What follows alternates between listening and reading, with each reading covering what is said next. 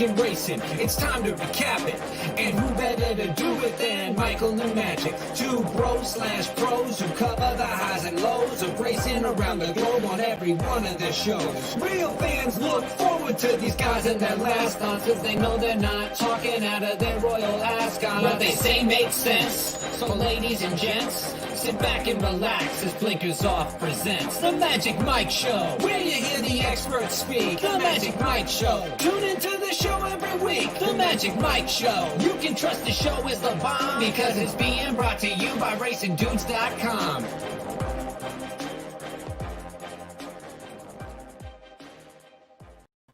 What's up, everybody? I'm Magic. And I'm Mike.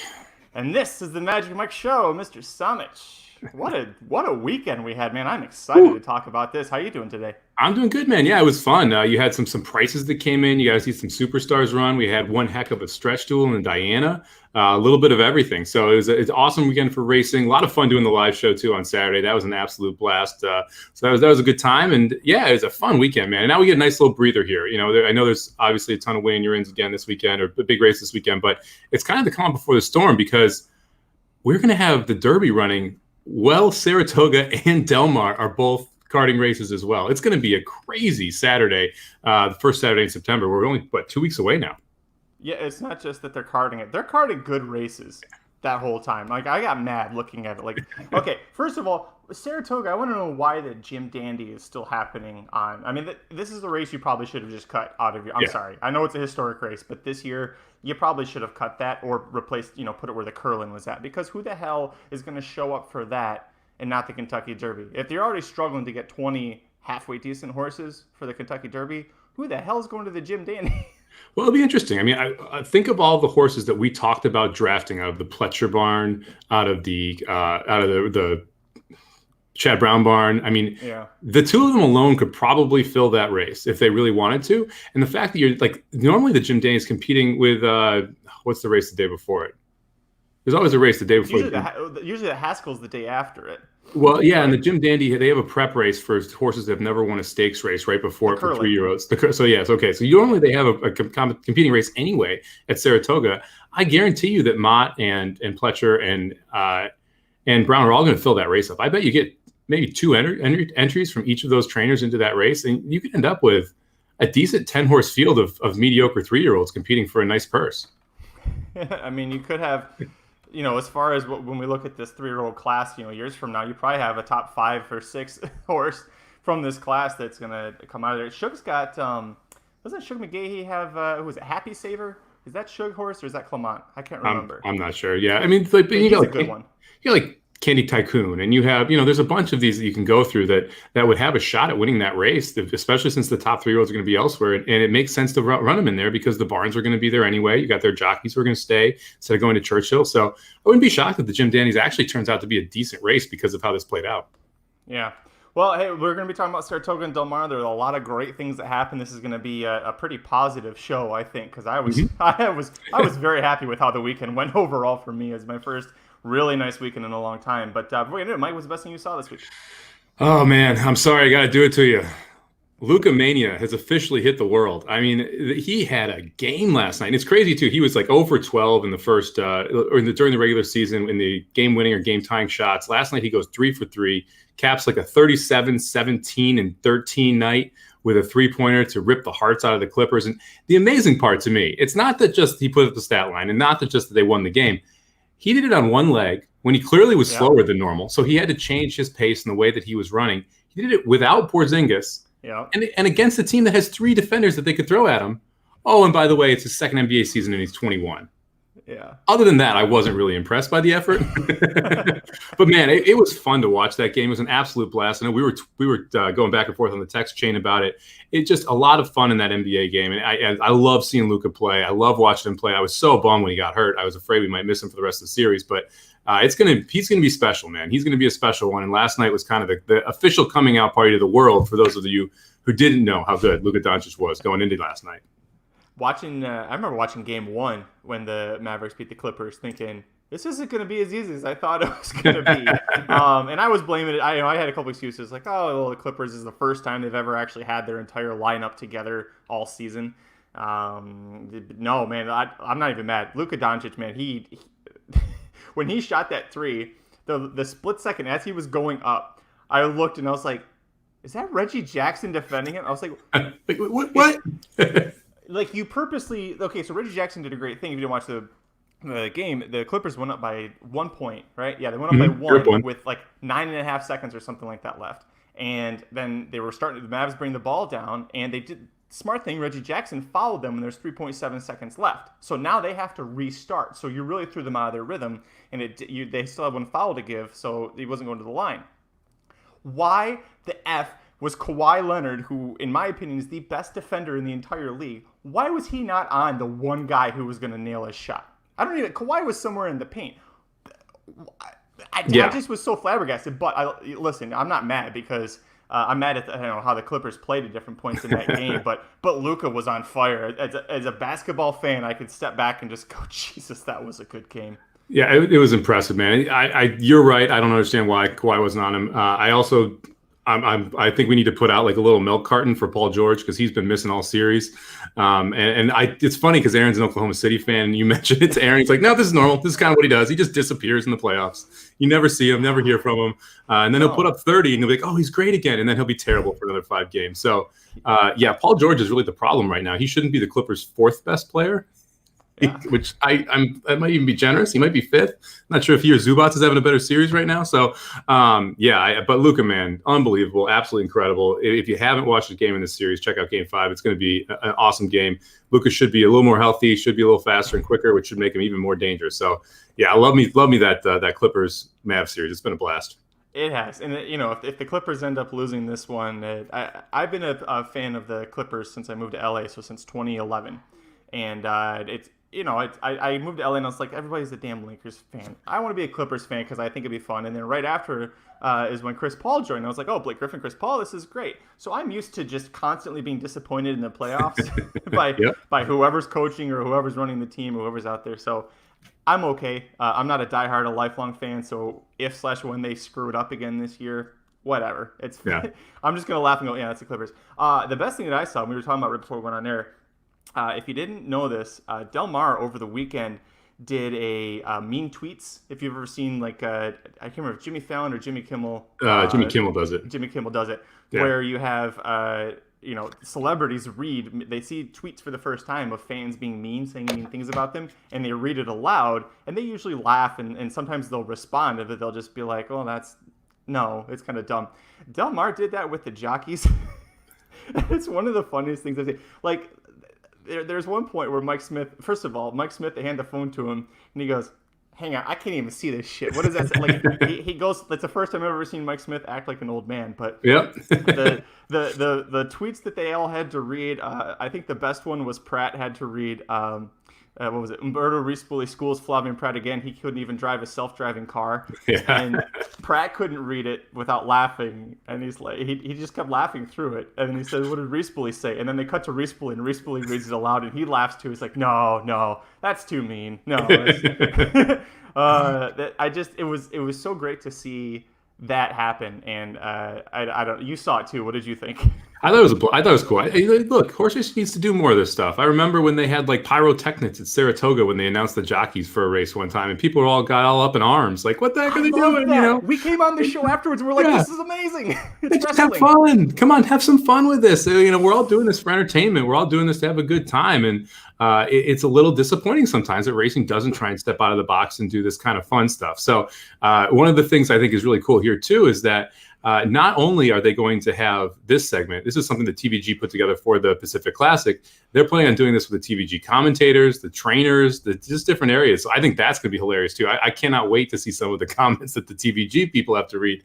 I know they were joking on air about some of the emails they get. They're just scathing. So I think that'll be entertaining too. But I love it when you highlight the personalities of the jockeys and you highlight the personalities of the trainers and some of these guys so that you can get more of that out into the sport, because why not? I mean, it's just fun. This one too was great that they did it for the Pacific Classic because it was some idiot, some keyboard jockey. This is after San Diego, obviously. Never let Abel Cedillo. He's blaming Cedillo, which, by the way, this is how much of an idiot you are at Hey, I'm Trey. Abel Cedillo is the only reason that horse even effing won that race. And we'll talk about the Pacific Classic. I love that he read this right before the Pacific Classic and he went out there and kicked everybody's ass. So that was fantastic too. I assume you also looked at all the ats for everyone to see if we knew who they were, because there was like a 50-50 chance that it would be someone who's commented on our posts or one of us or someone. I'm just happy it wasn't one of us. Yeah. That was what I was looking for, especially after the tirade I went on Friday when it was by the way, the worst disqualification in the history of Del Mar racing happened in the first race Friday. It was a mess. I don't know what the CHRB stewards were looking at there. Two of them voted to make the wrong move. One of them got it right.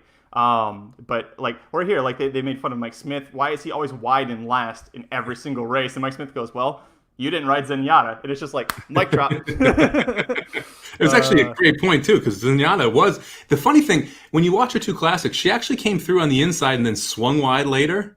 So technically he wasn't wide on the turn, which I think is what they were more referencing. But, either way, Zenyatta was wide a lot. And he did a great job timing those rides with her. She's one of my favorites to watch. This one was really good too. With Aaron Greider. Couldn't pass his kidney stone. He says, well, good thing I don't have to.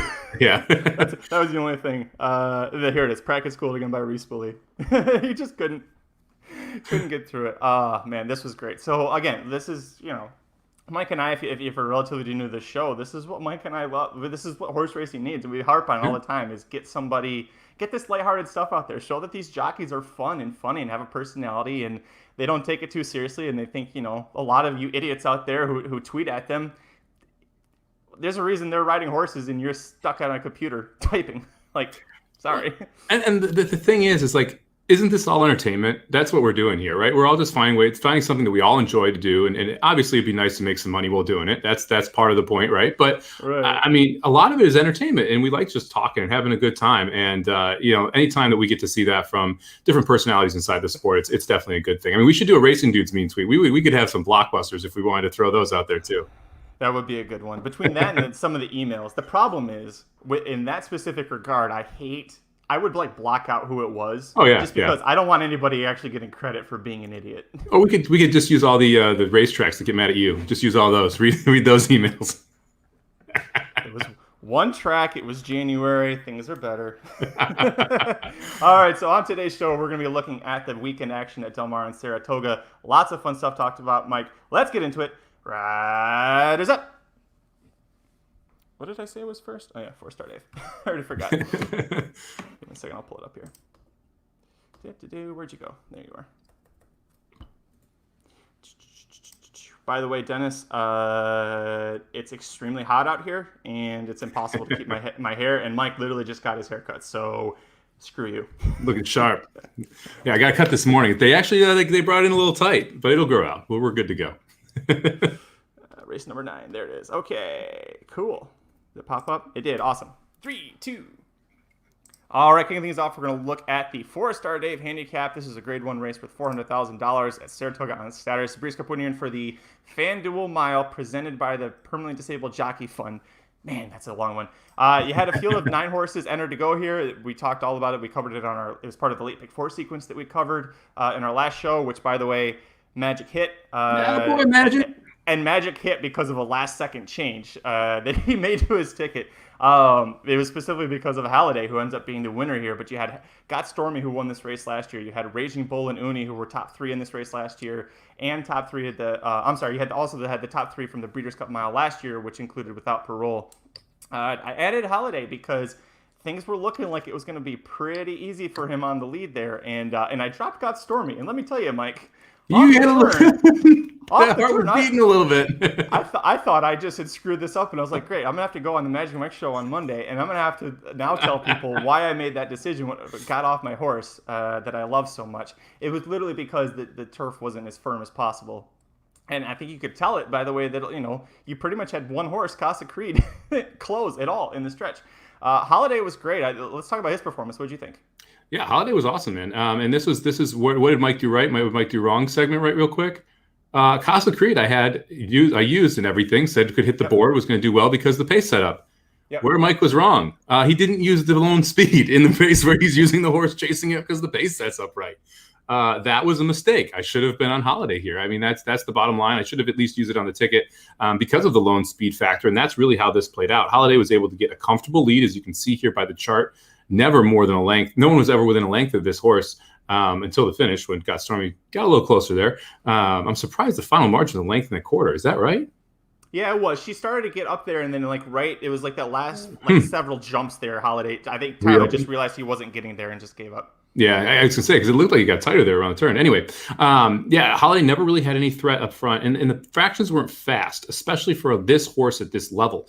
Grade 1 races going 23-4 in a mile on the turf is crawling. It's crawling. 47.5 is slow, and you can tell by the fractions that they came home in. Holiday went 23 seconds the final 2 quarters, which is well below that 12-second average that we're kind of looking for. So she was flying home, and that's why no one could close into this pace. When you're running 23s in the final half mile, I mean, good luck. Someone to make up 10 lengths, like some of these horses were back up to 10 lengths. They would have had to go 22 to get there. I mean, that's insane. That's almost impossible. So when you have horses that get a slow lead like this and they're able to just continue to kick on, that's why no one was closing. Casa Creed was close enough that Casa Creed was able to make up some ground, but you couldn't be very far back and have any chance in this race. Speaking of very far back, holy shit, what happened to Chad Brown? When's the last time Chad Brown fills out 50% of a Grade 1 race on the turf in New York, and he doesn't even make the superfecta? I mean, Jesus. Yeah, you knew Uni and Raging Bull were in trouble based on the pace setup and where they were sitting. I mean, so I'm not surprised either of them missed. I was most disappointed in Valid Point. I mean, Valid Point had a legit shot of being able to do something here, sitting in 4th, just a couple lengths back at the 3/4 mark. If Valid Point was good enough, Valid Point could have won here, and I'm disappointed that Valid Point didn't run better. I ended up using Valid Point on my ticket, and that was just not a great effort. Just kind of stopped around the turn, and it was disappointing. I mean. This horse has now run 2 bad races in a row, and I don't think it just deserves to be in this Grade 1 level. So, looking at this race with everything that happened and how much of an easy lead Holiday had, let's look at the Breeders' Cup for a little bit. I mean, you'd expect that there's going to be at least more pace there, right? So, for example, some like it Hot Brown comes back, who's the horse that got an easy lead against him in the Bernard Baruch last time out. And was able to go get to wire. If a horse like that shows up, Holiday, I think Saez has learned. He's won a couple of times, 3 times now on the front end. You just gotta send this horse and try and take the lead all the way around, right? Yeah, and that's the interesting part about turf racing is that it more so than in dirt, in these Grade 1 levels, you have need the lead horses. And when you have, especially at this mile distance, where often it's kind of that middling distance, we have a lot of horses that were sprinters stretching out and they need the lead and can get the distance on the lead. Those horses, you're going to get at least one of them in the Breeders' Cup. And if you have Holiday in there with at least one of them, with some like a Hot Brown, all of a sudden you're going to have 4 horses that want the lead, and only one of them can get it, and it's going to be who's going to be the most aggressive. One of the things I really like about Saez, and specifically up in New York, is that he is one of the more aggressive jockeys up there who's on the top tier of talent as well. He is going to send every chance he gets. You saw that with Mean Mary, you saw that with Holiday, and so I like Saez in that case because depending on who the other jockeys are, but Saez, is going to go to the front with this horse when it needs to be there. Holiday needs to be on the front. I don't think Holiday can do this against the field when he is facing more pressure, but we'll see. Maybe Holiday can get it done again. I just don't see this type of setup happening again for Holiday this year.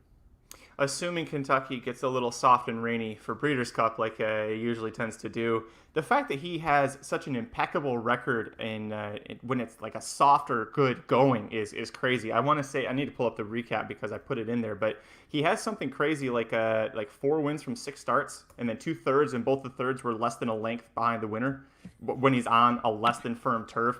I think, at least in that sense, if you get a softer going for him in the Breeders' Cup mile, even if you don't think, if there's a lot of pace that's signed on, if you don't think he's going to be able to take him gate to wire, you've got to consider him for the exotics, because this horse loves him a little bit of cut in that ground.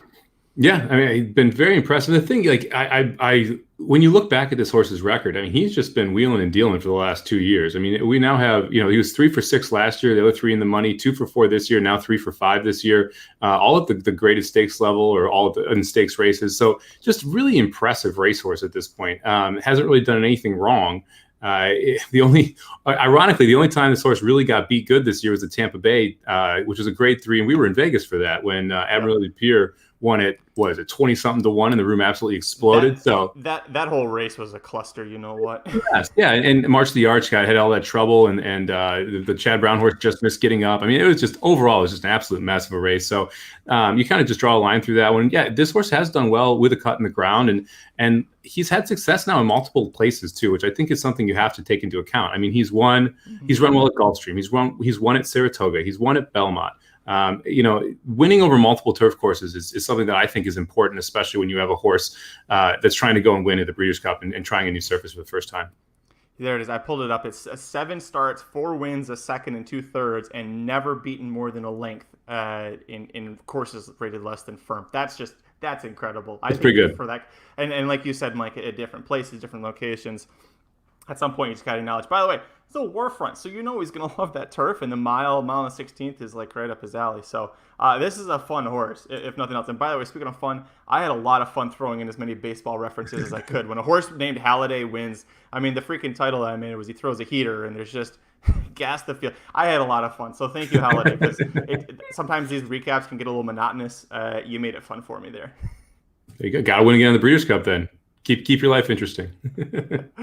Mike, let's go ahead and we'll move on. We'll look at Saratoga on Sunday for the Grade 1 $500,000 Diana Stakes.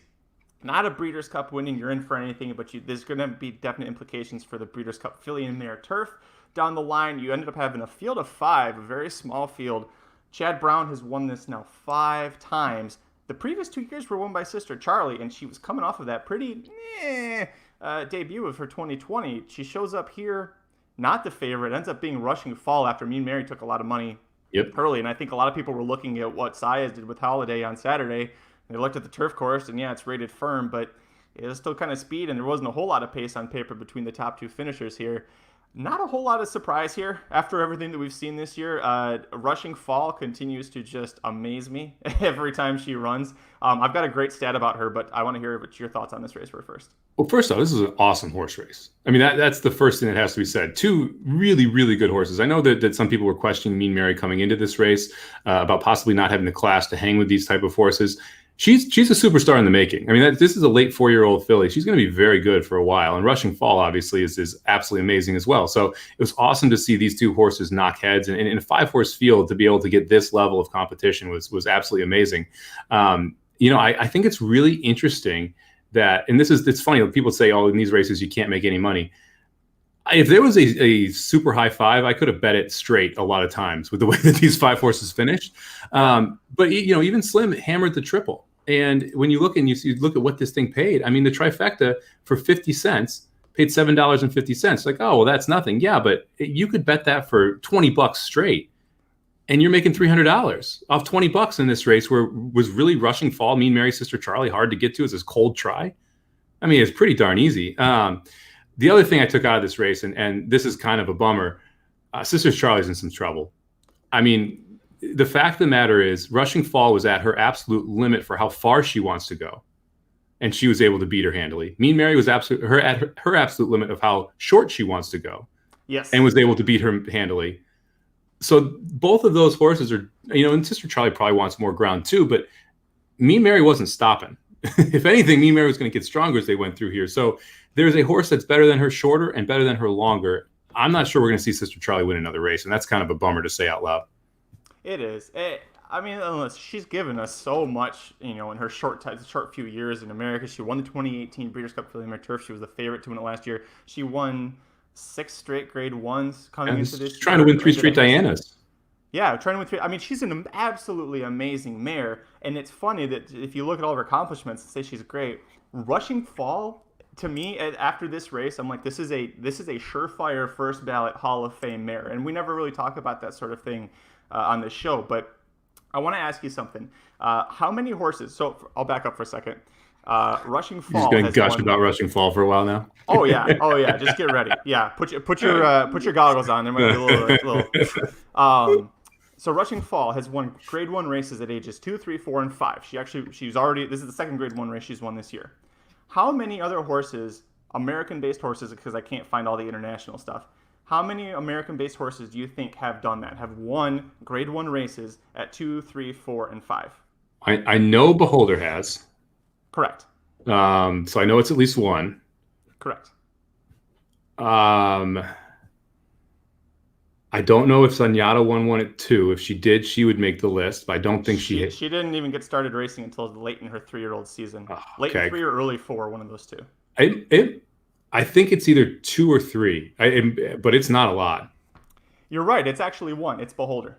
So it's 2. Beholder and Rushing Fall are the only 2 horses that have ever won Grade 1 races at 2, 3, 4, and 5. Now, caveat, they only started grading races in 1973. So a lot of those horses, the iron horses, you can't really count them. But to think about that, the ability to keep running at an elite level that consistently, it's ridiculous. I mean, the only other horse that I could find in the world that had done this was Thunder Snow, and that's only because he kept going to Dubai every year. Otherwise, you're looking at Rushing Fall and Beholder, and that's the end of the conversation. And if that's the only other horse that you're joining, how are you not an automatic Hall of Famer? Oh, Rushing Fall is in for sure. There's no doubt that she's a Hall of Famer. She's one of those just awesome horses. It's just a superstar. It will be fun to watch her run in the Breeders' Cup again this year. Hopefully she's able to get a title there. And comparing her to Beholder and comparing her to Zenyatta, horses like that totally fits at this point. I mean, she's been absolutely amazing throughout her entire career. And you know, she's so ultra consistent too, which is what the other part that I think is worth mentioning. I mean, we're talking about 13 starts, 10 wins, 2 seconds. Her only time she finished off the board was at Keeneland in a race that was just funky. He just got in some trouble in the First Lady there. Every other time, she has either won or finished second. One of those she lost by a neck to Toinette. I remember that day. And the other one, she got beat by Sister Charlie in this race. That's literally the list of horses that beat her were Toinette, Sister Charlie, Uni. Done. That's it. And pretty amazing career. And that's why like the race for Mean Mary, I think really says a lot as well. Yes. That if you're running this is the first time Rushing Fall really was pressed. Man, she had to run to beat Mean Mary, and she was able to get it done. And so both of these horses coming out of this race look great. I would be surprised if you see them face again. I think Mean Mary goes longer. I think Rushing Fall stays at this distance or most likely goes shorter. And so it'll be interesting to see where they both land. But both of them will be very tough to beat in their next start. So the Grade 1 race, and I'm glad you brought this up, it's a perfect segue. The only Breeders' Cup race Rushing Falls ever entered was the Breeders' Cup Juvenile Fillies turf, which she won. That was her Grade 1 at age 2. She's never gone back to the Breeders' Cup. She just traditionally ends her season at the fall Keeneland meet, then they take the fall and winter off, bring her back, and in the spring at Keeneland, and go Keeneland, Saratoga, Keeneland, take a break. Very nice life, by the way. So that it's going to be interesting because this is a 1.1 miles, and it's a distance that she's done very well at multiple times in her career. This year's Breeders' Cup Filly Mare Turf is 1 3/16 miles, so an extra 1/16 of a mile. And I fully agree with you. Mean Mary, the longer is better for her. Mm-hmm. Do you send Rushing Fall to the mile, where you know she's going to be facing Raging Bull, possibly Uni, Halliday, Jolie Olympica, or do you try and stretch her out slightly to the Filly Mare Turf and take on whatever the best Europeans are? Because right now, this is Chad Brown's best best turf female. And if he's already saying he said he's gonna send Sister Charlie to the Breeders' Cup, he thinks he's blaming it on pace setup, and the fact that he said that the ground nobody was ever closing. He's still gonna send her. You've got to send Rushing Fall to Filly Mare Turf, right? I don't know, or man. You go to the mile. It's so tough. She's a tweener, and it's just frustrating because how do you find that race for her? I think you probably send her to the mile.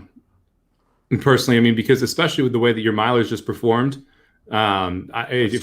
if you're Chad Brown, I mean, look, Uni is there's some worry about Uni now, right? Officially, we can put Uni on the worried list. Without parole, I think he's had enough chances at this point. By the way, I told you he was an asshole, and I was done playing him. I still am going to get sucked into that, man. And Valid Point's done, so like you're really just looking at Raging Bull at this point, and I think that Rushing Fall has a better shot at winning the mile than she does trying to stretch out longer against these horses. It'll be interesting. All right, Mike. We're going to go to Del Mar. We're going to go from one horse that I completely gushed over. We're going to talk about another. Well, not so much a horse. I'm just going to gush over a person because, man, I tell you what, Umberto Rispoli.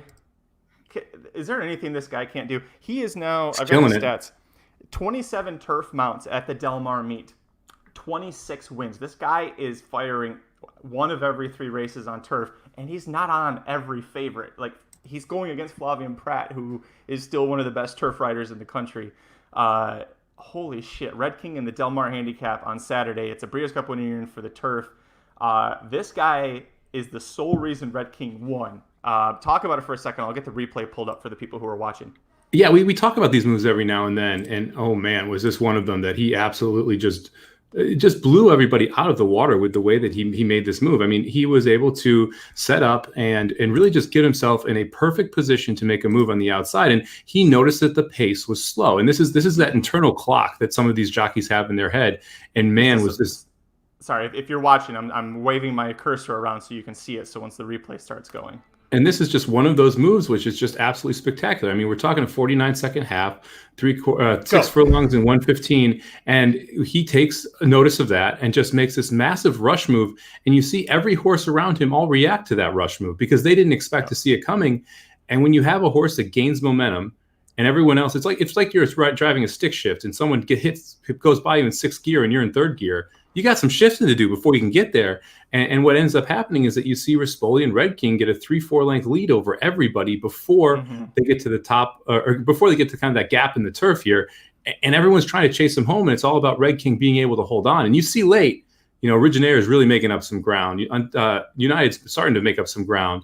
And they are just flying home and trying to catch this horse. But Red King got the jump. Rispoli got the jump on Red King to be able to make that 3 or 4 length gap distance early in the stretch hold. And that's what it was to get the job done. This was probably my favorite part. Look at this guy. Look at how Rispoli is reacting to this. He acted like he won the Kentucky Derby. I mean, look at this. He's jumping all around. He can't contain himself winning on the horse. And by the way, this is the second race now that he's ridden this horse, second straight race. The first time was last time out in the San Juan Capistrano, which is a 1.75 mile race. If you don't remember that or you didn't watch it, he made this exact same move halfway down the backstretch, realizing in a marathon turf race what was happening up ahead of him, and said it's now or never, and he punched the gas and he beat everybody to the ticket. And that time he drew off to win. I think it was like 4 or 5 lengths he won that race by. So for him to duplicate that is just incredible. But you talked about people reacting. I noticed it. So Flavien Prat's on United, who's the big favorite. He's right here. He's 3-5. Prat's going to realize right about there what's happening. You're gonna see him look. It's hard to tell. It's a little grainy with this replay, but he looks over and he sees Rispoli moving, and then United goes, and he goes, shit, gotta keep up, because he's right there. You see United just started moving. So the fact that he was looking at what was happening, said, there's one horse that I have to beat, and I have to beat him to the punch, was genius. United is kind of like tis the law in the sense that once he gets in front of you, you're not passing him. The one way to beat him is either, tis the law, is keep him pinned inside, or to just beat him to the punch. That's the only way you're going to try and beat one of those horses. And so for Rispoli to do that, I thought was just genius. Yeah, you've seen some other jockeys do it. I remember Mike Smith doing it a couple times on the Mott mare. I can't remember her name right now. You can help me out or no? The Mott horse? No, I don't know. Okay. And you've seen Pratt do the same thing. The Ortizes have done it sometime up in New York. I'll remember that name, and then you'll be like, "Oh yeah." And so you've seen it a couple different jockeys pull this move off. But the cool thing about doing it here with Red King is that the fact that he did it with a horse that wasn't the best. I mean, this was a horse that needed an advantage to be able to get the race won, and Red King was able to do that. Man, this race pissed me off too. Red King was 5th on my grid, and this was the horse I left off, and it was a $3,700 mistake. Because, man, if we'd put Red King on the pick 5, we would have nailed that sucker. Because we're going to talk about the next race where we had him. Yeah, Abel Tasman. Thank you, Darren. Bam. Abel Tasman. Smith rode Abel Tasman and made that move multiple times on her. You Delaware said handicap. Bill Mott. How am I supposed to guess that Abel Tasman was with Bob Baffert and not Bill Mott? No, it wasn't. Okay, now I'm going to have to look this up. Abel Tasman faced the horse. Slim loves this freaking horse. Are you talking? Oh, you're talking about the Jose Ortiz rode. Was it Ortiz that did it? The big mare? Yeah. Well, what's her name? God, we sound like a bunch of idiots. We sound like we're back in season 1 of Magic Mike's show. I can't think of her name. Luckily, you can edit this out. God, I can't think of her freaking name. At this point. Oh, this is bothering me. Oh, well, anyway. She won the Delaware handicap, yeah. Yeah, she won the Delaware handicap. I'll just look up Delaware handicap and find out. Elate. Elate, there it is. Come on. Thank you, All Aaron. right, I yeah. knew Aaron was going to get it. Yeah. Sorry, Aaron, that you had to watch us do that. Yeah, so Elate, Ortiz made that move with Elate, and that was one of the more impressive ones he did in the Del Mar handicap. But sometimes, and that's when the best horse, you're trying to get him in position to be able to easily win the race. This one, the difference to me was Red King in that move, where Red King needed this to be able to win, and that's why it was so impressive for Spoli to just hit the gas when he did and be able to create that separation. All right, the final race we're going to talk about, staying at Del Mar on Saturday. This one, not a whole lot of surprise here. The Grade 1 Pacific Classic $500,000 purse is a Breeders' Cup win, and you're in for the Longines Classic. 2-5 favoritism on Maximum Security was actually a pretty decent price. You said on the live stream that if he floats up, he was 1-5. You said if he floats up to 2-5, I'll probably play him to win, because against this field, 2-5 is value, right? It's not usually good money, but in this case, it was. Maximum Security ran well. We talked about earlier, Abel Cedillo did know how to ride this horse. So, hey, I'm Trey. Again, go pound sand. I think, Mike, the crazier part of this is not that Maximum Security won, and I thought he looked better this time definitely than it was in San Diego Handicap. How bad was everybody else? That Sharp Samurai finished second in this race.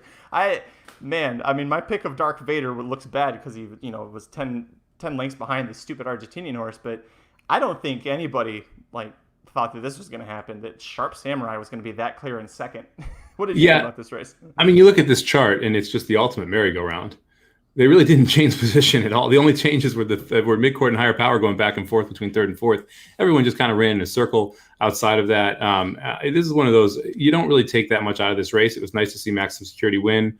I was less impressed with this one than I was the first one. But I don't really know what to make of Maximum Security at this point. You're probably looking at the favorite in the Breeders' Cup. I mean, that's the interesting part too. If this horse ends up in the Classic, I would expect Maximum Security to go off as the favorite right now, which is kind of surprising because, this horse hasn't really been tested since it got to the Bob Baffert barn. And all the results before that, I mean, the one thing that you can take away is the horse has a ton of heart, right? We've seen the horse now turn away two separate horses in the last two races. But there is a quality of competition level that we have to at least factor in when we're thinking about who we're going to play. And the Maximum Security is shaping up to just be the ultimate defensive use type horse in the Breeders' Cup Classic, where you can't really let him beat you. But man, if he's the favorite, you got to be trying to take some swings against. Yeah. I thought it was impressive in the sense that we saw how hard Abel Cedillo had to ride him in the San Diego Handicap. He didn't have to do that in this race. He still had to get after him, but compared to what this lazy-ass horse supposedly needs from his jockeys, this was a walk in the park comparatively. The weights were balanced, which is a big thing I was harping on, is the second that he gets away from that 8-pound difference between him and the other horses, it's going to even things out, and he's going to show you that he's actually better. And Baffert said afterwards, it's a 1.25 mile race. He said he wasn't even breathing hard.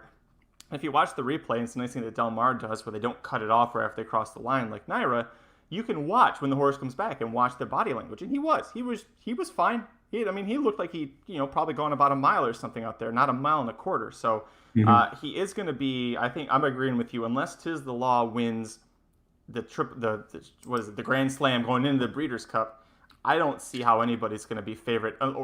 The one caveat, I guess, is if he ships to Belmont for the Jockey Club Gold Cup and throws up a total dud. But when does Baffert ship to Belmont or Saratoga and throw up a dud? Not very often. So. No. Yeah, I'd be surprised. I wouldn't be shocked if Maximum Security now trains up to the Breeders' Cup too. I don't know if you need to try and fit one more start in there. We'll see. I don't get shipping him. You got the Awesome Again. First of all, you got your ticket punch. Second of all, you got the Awesome Again at Santa Anita. Why are you trying to ship him? I don't. And yeah, so maybe they run him in the Awesome Again, but I would be surprised if they ship him anywhere. It's tough to what do you do with this horse? I mean, it's just tough because a lot of people had their doubts with this horse when it was in the service barn, and obviously everything came out about that, and so there's some validity to that. And so then it's how good is this horse? And I mean, the horses look good both the last two races, but again, it hasn't beaten much. So I mean, it's just tough. And yeah, I mean, who would I take in the Breeders' Cup Classic before Max Security? That's a good question from Dennis, yeah. I mean, Tiz the Law. I would probably take a shot with Tom Zatat. I would look at some of the fillies that are coming in. Like, do you really think Midnight Bisou couldn't flip the script on him? I think there's a couple horses that you have to at least consider in that sense. And like I said, it's not that I'm saying Max Security can't win the race. I'm saying Max Security shouldn't be the price he will be in the race. And because of that, I'm going to take swings against him, assuming that he is going to be the favorite. We'll see how the betting public kind of handles it going into it. But I would be shocked if he's anything but the first or second choice. Yeah, again, it's going to take a total, complete dud from him in that case. And if he throws up a complete and total dud in his prep for the Breeders' Cup, history with Bob Baffert horses doing that tells you get the F away from him when the Breeders' Cup shows up, because he's probably, usually, that means that Bob Baffert's horses are done and done racing. So I'll give you guys, if you're watching live or on the replay, thanks for joining us. I'll give you a little sneak peek at what's coming on racenews.com tomorrow, Aaron's latest divisional rankings. And he's got him still, Max still behind Tiz the Law for the overall rankings of the top 10 thoroughbreds. But he is very clearly up on top in the older male division. Tom Zaytot, I think if you're looking for value for a strong play in the Breeders' Cup, I think Tom Zaytot is going to end up providing value because, after the Whitney, I haven't heard if Alstall is going to try and get one more race into him. He might. Churchill Downs is his base, so they might try and do the Ali Shiba or something, even the Akak if he just wants to tighten him up. But I think Tom Zaytot, kind of like how we talk about Honore P getting forgotten about in the Kentucky Derby, I think Tom Zaytot's going to be a little forgotten about, and you could find some value on him in the Breeders' Cup Classic.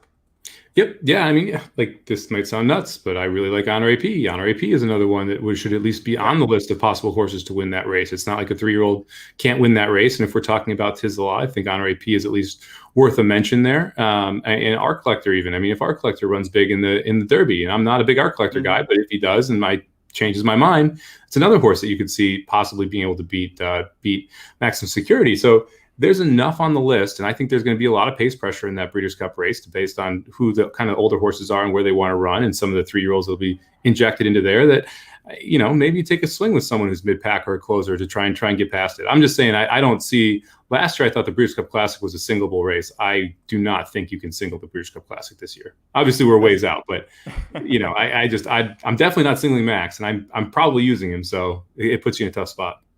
Yeah, the Darren had a good point. Gaiath, who is this just incredible horse in Europe. I don't think that horse is going to come to America for the Breeders' Cup. I haven't heard anything about it yet. Their focus is on the Arc right now, and I think let's see if we can beat Enable in the Arc before we worry about trying the dirt in the Classic. Also, I'm not a fan of turf horses trying, the best European turf horses trying the dirt in the Breeders' Cup Classic. It just doesn't traditionally work out. The one time it did, correct me if I'm wrong, I think is when they were on the synthetic at Santa Anita, so there's, they got a little bit of a boost there. Usually when it's dirt, who was it, Roaring Lion? Remember that horse? But I love Roaring Lion. It's too bad he's gone, but they brought him over for the Breeders' Cup Classic. I was like, why?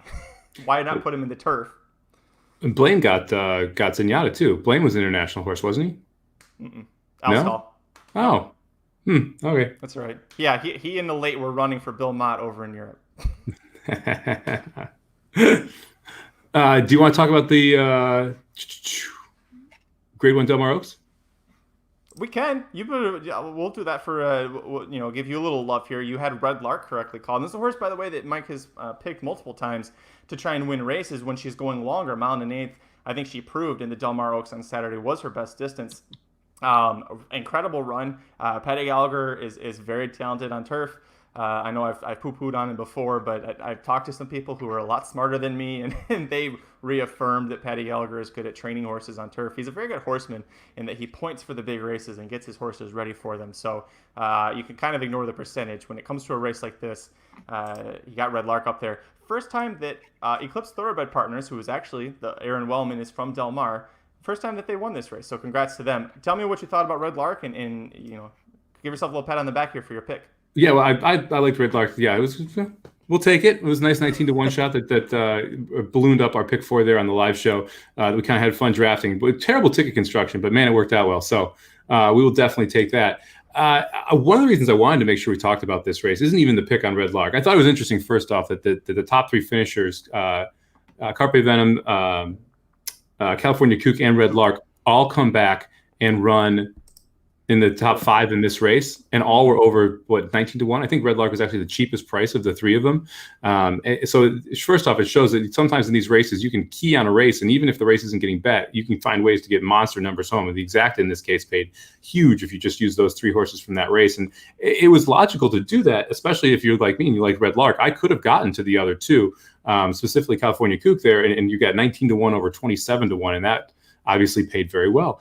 One of the things I thought was interesting about this race, one of the reasons I wanted to make sure we talked about it, was the international horses. Nage Blanche, who's a horse that you liked in this spot, and that I thought was a must-use on my tickets as well. ran a good race, was one of the few horses closing here. I think is a horse you got to look at coming back next time, don't you? Mm-hmm. Yep. Yeah. I thought that she did really well. She did what I thought she would. The other one was Miss Extra, who was actually a much shorter price, $4.90 to 1. She was one that disappointed me a little bit, but she also wasn't. She didn't have the Lasix like everybody else was. So did the Lasix help Neige Blanche? Did it with Miss Extra? It's also, Aaron said it on the live show, and Aaron's taught me this before. These European horses, their first time running in North America, it's just a different style here. It's a lot faster out of the gate. It's a lot more aggressive in the turns. I would give Miss Extra a pass. Don't look at the fact that she never really did anything under the co-best turf rider in the country. Just give her a pass and definitely consider next time. You're going to get a lot better than that price next time out too, which is going to help us. Laura's Light, I said on the live show, I didn't even make my tickets. I was completely against her because Peter Miller said that the distance wasn't going to work for her. And hey, look what happened. Distance didn't do too well when she faced better horses than what she was facing before. So Laura's Light at a mile on a 16th out in California, definitely going to be a play. But once it gets to that mile and an 8th, man, it got a little too tricky for her. The other thing I think it's important to note is none of these horses are going to be able to compete with the East Coast horses. No. And that's, we were taking shots at some of the unknowns in this race because we didn't love this division. I think that this kind of even more so cements that lack of love for this division for all of us. And these are horses that I think are going to be played against. So like Red Lark, this was the wedding. Don't go to the funeral because the funeral is going to be the next race. And it's unfortunately, even in California, you're not going to get 19 to 1 on Red Lark again.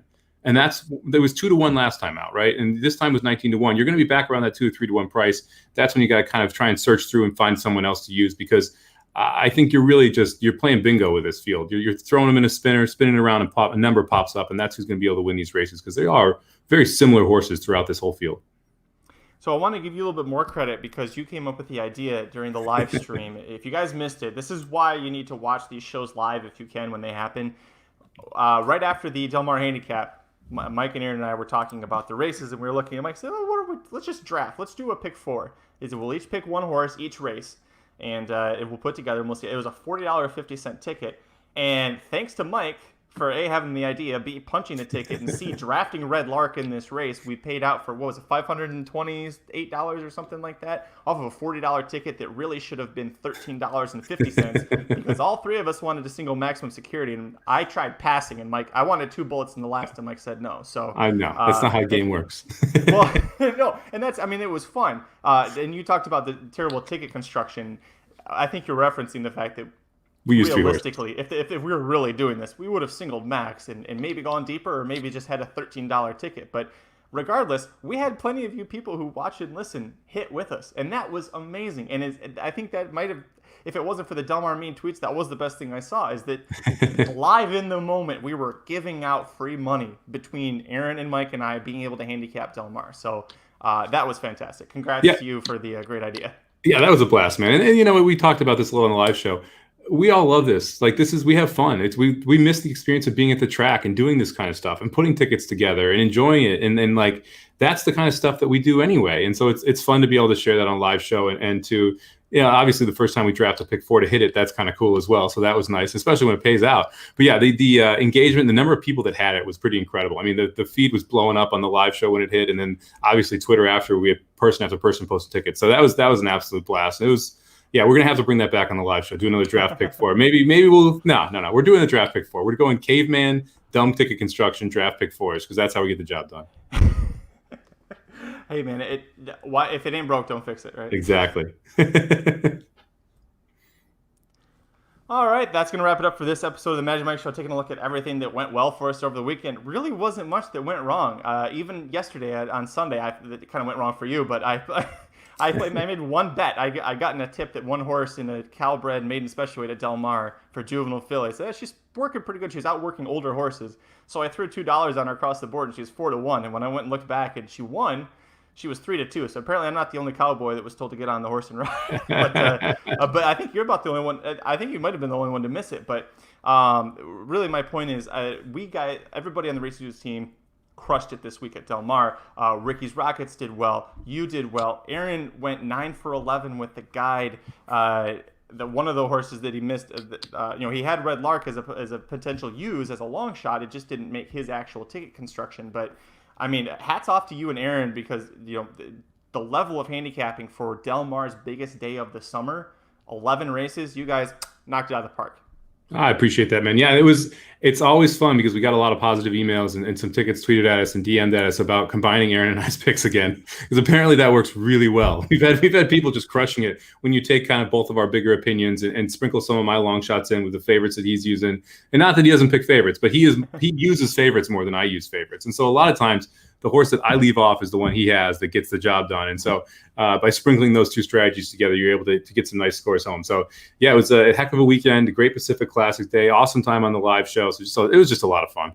7 of 11 top pick winners in the Racing Dudes Guide. Pretty That's darn awesome. good. Yeah, pretty darn good. If you just bet Aaron's top pick to win, you didn't play a single bet elsewhere from the guide, you would have made money. Like that's why we always talk about the guides, how important they are and how good they are.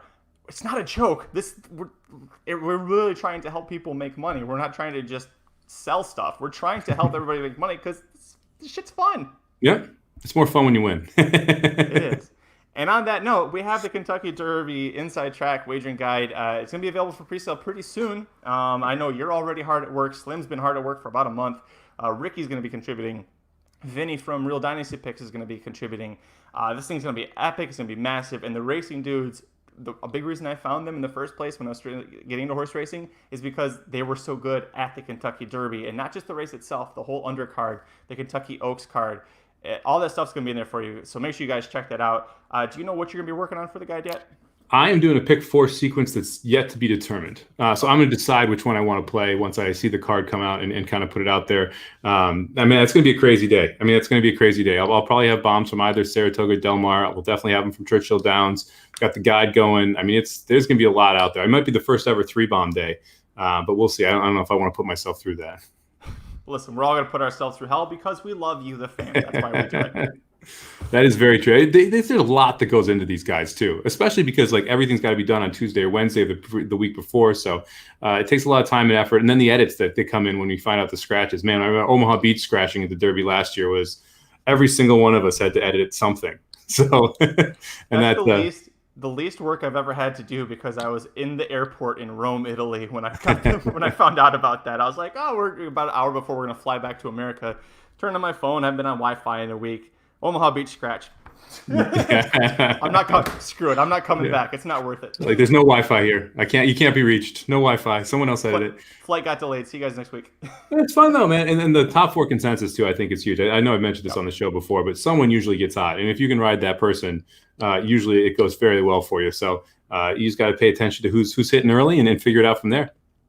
Make sure you're following us on Twitter. I am at Curtis Keller. He is at Samoa19, number 1, number 8. Corporate overlords are at racing_dudes. And like I said, make sure you are checking out the inside track to the Kentucky Derby Wagering Guide. Should be available for pre-sale pretty soon over at racenews.com. We'll be back on Thursday with a pick 4 sequence to be determined. We'll figure it out later. The Breeders' Cup preview for the Pat O'Brien Stakes is on racenews.com. Go check that out. And until next time, I'm Magic. And I'm Mike. We'll see you next time.